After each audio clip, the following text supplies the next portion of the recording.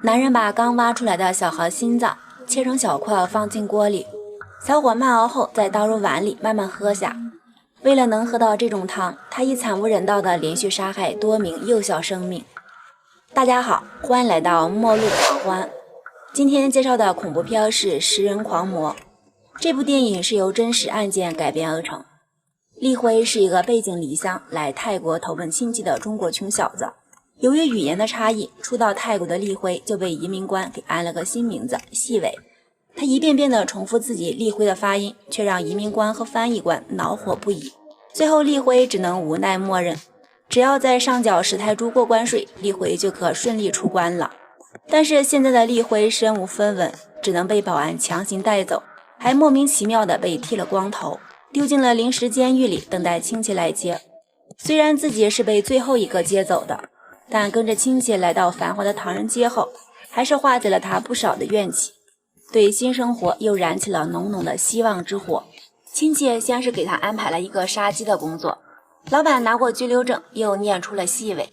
尽管他认真地重复自己的名字立辉，却根本没人在乎。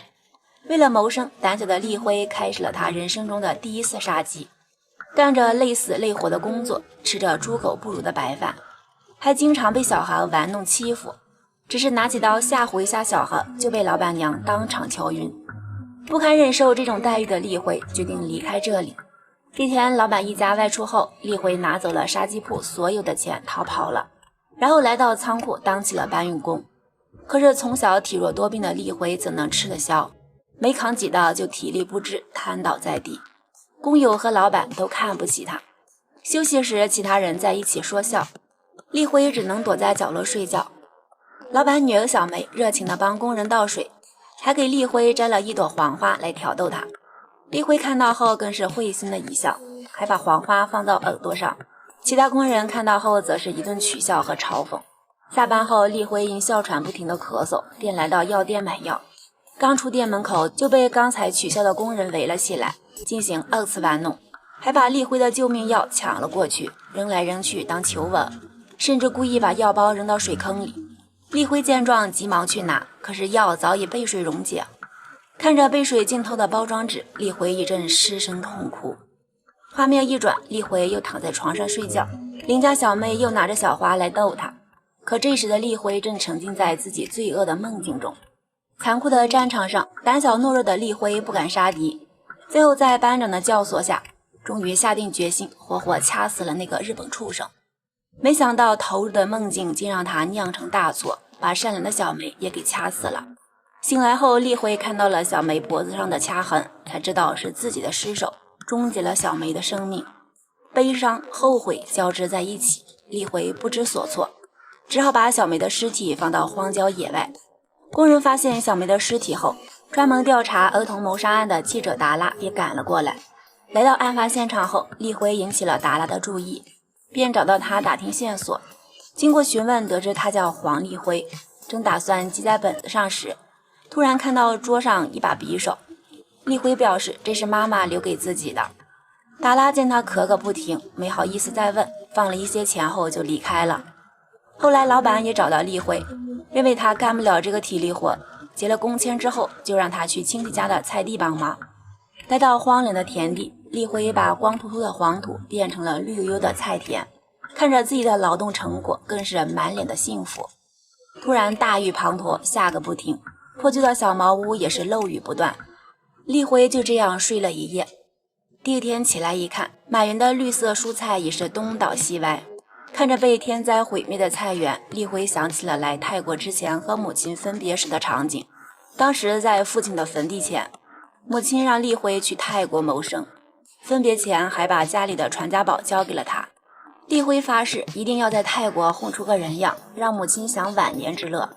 可自从到了泰国后就事事不顺，再加上自己逐渐加重的哮喘，连自己都养不起，还怎么照顾老娘呢？破旧茅房里的立辉又在不停地咳嗽，几个小鬼又来招惹他，这让立辉想起了自己的药引子，而后就来到人山人海的游乐场，东张西望地寻找目标。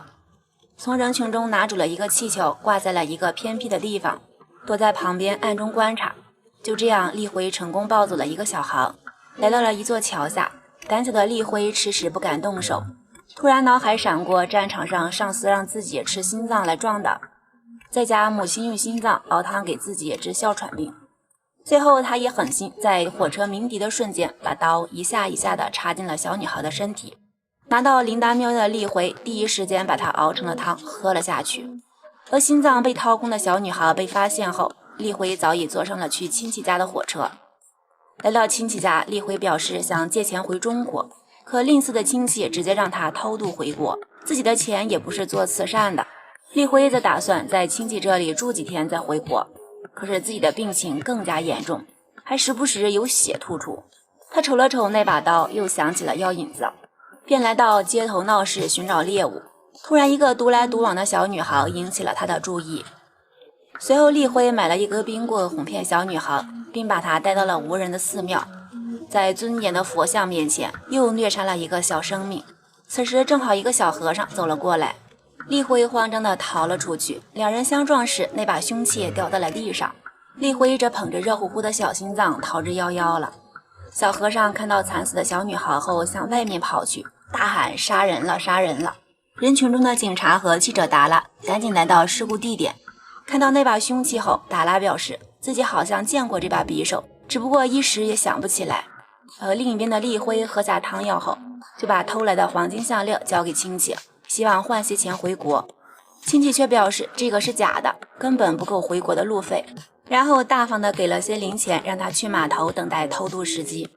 与此同时，泰国多地频频发生儿童被谋杀的案件，民众陷入了一片惶恐，警局的压力也是越来越大。记者会上，局长武断地表示，已经确定多起儿童被谋杀的嫌疑人是一个中国人。达拉则反驳道，一个人怎么可能在不同地点同时杀人呢？这分明就是想早点结案。后来达拉也终于想起来了那把刀的出处，便来到警局画出了厉辉的素描像。此时另一边的厉辉又开始了食人计划，用风筝把一个小男孩诱骗到了一个偏僻的地方。而警局这边也接到了一对夫妇的报案，他们的儿子失踪了。一同玩耍的小伙伴表示，失踪的男孩就是被画像上的男人带走的。随后大家来到了几个小孩玩耍的地方寻找，在洞穴里的厉辉已对男孩痛下杀手，放上树枝准备火化尸体。而搜寻小队也正好顺着烟火找到了蹲坐在火堆前的厉辉，纷纷掏出手枪对准他。厉辉挥舞着手中的刀，发疯般的嘶吼着，我要挖空你们的心脏。